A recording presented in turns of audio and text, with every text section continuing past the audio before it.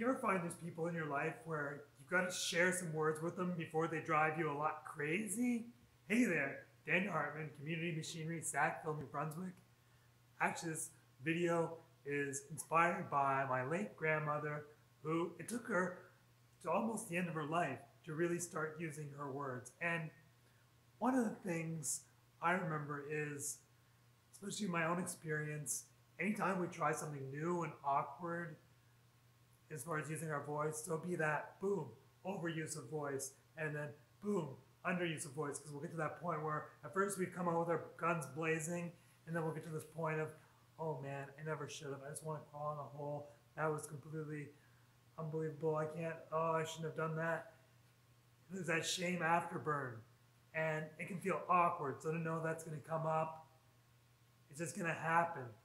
And there's some things we can do to strategize ahead of time as far as, we can creatively visualize as the healthy adult self we've become, nurturing that child inside us who never really learned. And we might find someone who's a good mentor or a trusted friend who's already gone through some of these same things, or for someone might be a counselor, therapist that has gone and found these tools in their own life because no one was there for them. And that's a huge gift to share with them, because having got that hard-won knowledge, it's so rewarding to be able to share that stuff. So those are a few hot tips. Next one is really the framework, how we can share things. As far as there's any good orator that is known for being able to share and distill a vision and to bring it in a way where everyone can see how to stand together. It's simple. It's a 4-step. There's actually Stephen Covey has one where it's seek to be understood, or seek to understand before seeking to be understood. This one that I really resonate with is basically 4 steps: affirm, reflect, share your truth, and unify. So if I was looking to share something with you out there, say, well, hey, I know it can feel really tough to hear things from people, even if they use their best words. I know I grew up with the phrase, sticks and stones may break my bones, but names will never hurt me. But you know what? I heard a lot of words that leave me feeling like I'm not such a great person sometimes.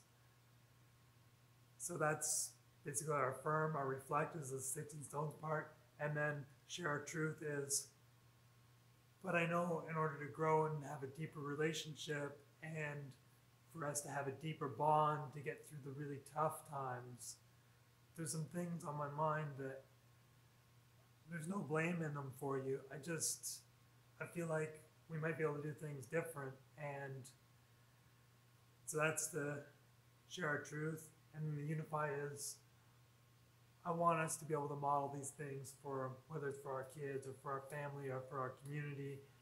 And so we can really stand strong and launch into some big projects that I know we've both been wanting to get at, like, having that house or that business venture or that new opportunity or that travel to that exotic location. I feel like this step here we talked that I'm thinking of will really help those things come to fruition, or to create justice in the world, whatever it is, solve those unifying topics. So things like that having those affirm, reflect, share your truth, and unify steps in our mind, and even to be able to write those things out.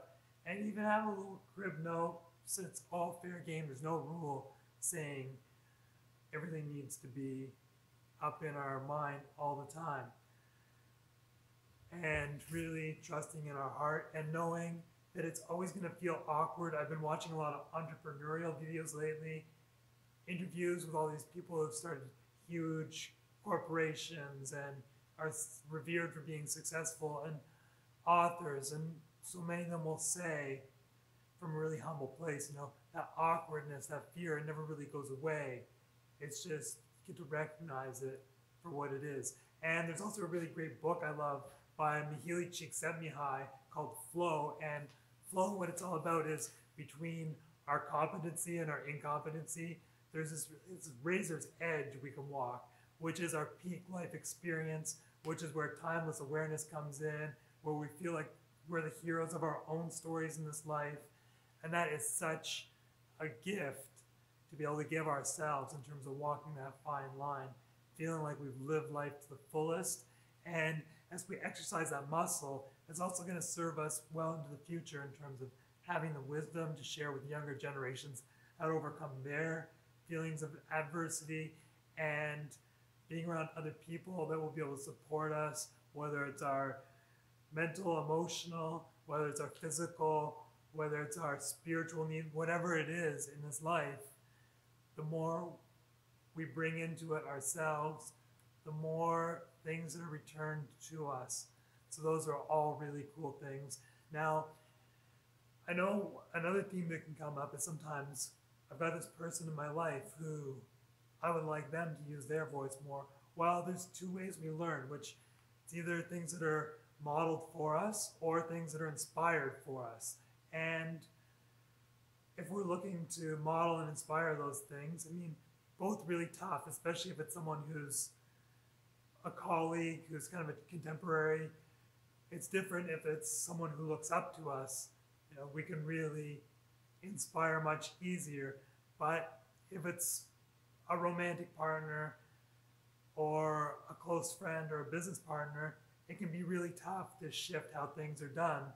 And in those relationships, sometimes we need to look at if we're really truly loving. Sometimes the best thing we can do is realize our commitment, our first and foremost, is a commitment to that person's growth, which sometimes requires leaving that relationship or drawing a really clear line and saying, hey, I care about you. I see this thing is coming up between us, and also having other people in mentorship roles that are a few steps ahead of us, so we don't just use that from a place of our, our egos always using our healing language against us to be able to avoid things that are uncomfortable for us. So having mentors that can help us come to a place of self-honesty and sharing, hey, I feel like there's something that's coming between us and we really need to grow through it, and I need to know what's going on, and we need to be able to communicate in order to really be there for one another. And there's some things I want to share, and I also want you to be able to share. And if that agreement can't be struck, sometimes, as I say, the most loving thing can be to leave that relationship, because having a really painful experience, even though we wouldn't wish that upon another person, is the greatest catalyst for change. And that's a lot of times what brings people into things like therapeutic relationships. Is life is so painful, it doesn't seem like it can go on the way it is.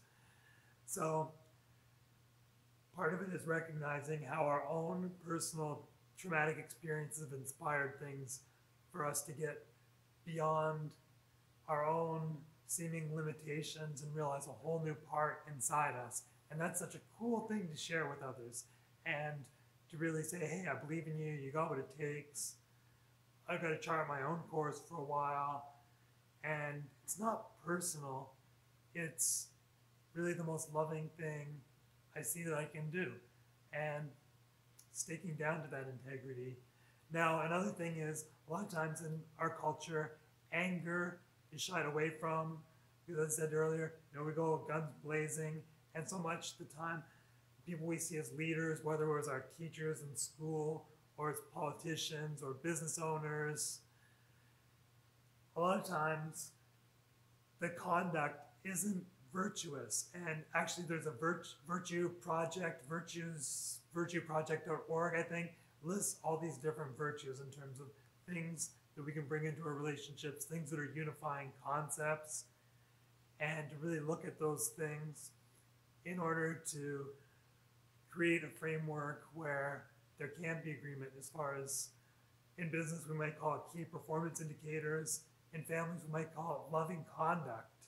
And to have those things we can anchor down and create a feeling of solidarity, of trust, in terms of that we're looking out for others, and we're also maintaining our own health, which it's always an inside job first. So I don't know what else I can say to that. Recently, I know, personal story, I've been writing some things for a magazine article, and I had a couple people look at this first draft and second draft, and it was a really vulnerable experience in terms of having things come back that I wasn't ready to hear. I mean, I thought I wasn't ready. There was butterflies in my stomach. I was feeling nervous. But even asking for advice and being really humble, the things that came back to me came in such a gentle way. I was like, whoa, I never really knew that person that well, but now I feel like I'd be that much more comfortable asking them again. Or that when I see them, it's going to bring a smile to my face. Or when I think of that person, it's going to leave me feeling supported by the universe, just trusting and being out there. So I think those are really beautiful things that come to light in times where we really push ourselves to the fullest. And that's so much what I want for everyone out there watching.